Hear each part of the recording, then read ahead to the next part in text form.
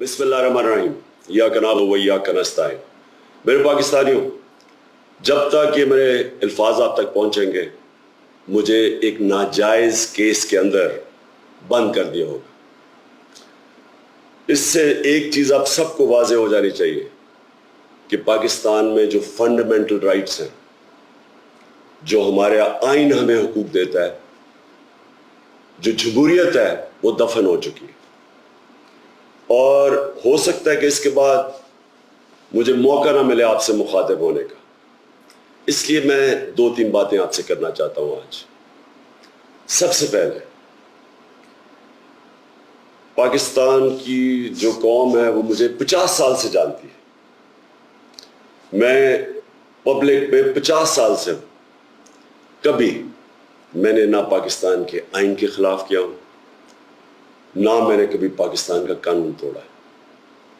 और मेरी हमेशा, जब से सियासत में आया, मेरी हमेशा कोशिश हुई कि मैं जो भी अपनी जद्दोजहद करूं वो पुरअमन करूं, आइन जो मुझे हक देता है पुरअमन एहतजाज का, उसके बीच में रह के करूं।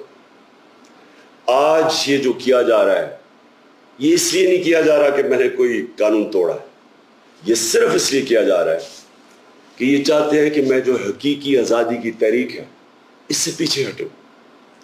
और ये इसलिए किया जा रहा है कि ये करप्ट चोरों का टोला, इंपोर्टेड हुकूमत जो हमारे ऊपर मुसल्लत की गई है, ये चाहते हैं कि मैं उसको कबूल कर लूं।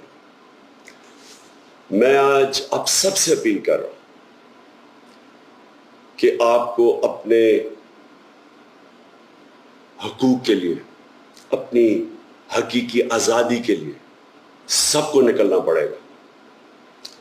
कभी भी किसी कौम को प्लेट में आज़ादी नहीं पकड़ाई जाती। आज़ादी के लिए जद्दोजहद करनी पड़ती है, जहाद करनी पड़ती है, मेहनत करनी पड़ती है, और वही कौम फिर उसको अल्लाह तोहफा देता है आज़ादी का। ये वक्त आ गया है कि आप सब अपने हुकूक के लिए निकलें। मेरी जो सारी मिशन है, जो मेरी ज़िंदगी की जद्दोजहद है, वो आज अल्लाह और उसके रसूल के बाद मेरी कौम, पाकिस्तानी कौम आपके हाथ में है। घर बैठने का वक्त चला गया।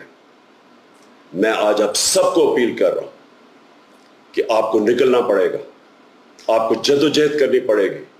आपको ये जो फैशिस्ट निज़ाम है, जो ये खौफ तारी कर रहे हैं, ये खौफ के बुत को तोड़ना पड़ेगा। और इंशाअल्लाह तभी हमारा अल्लाह इस मुल्क को हकीकी आज़ादी देगा। पाकिस्तान जिंदाबाद।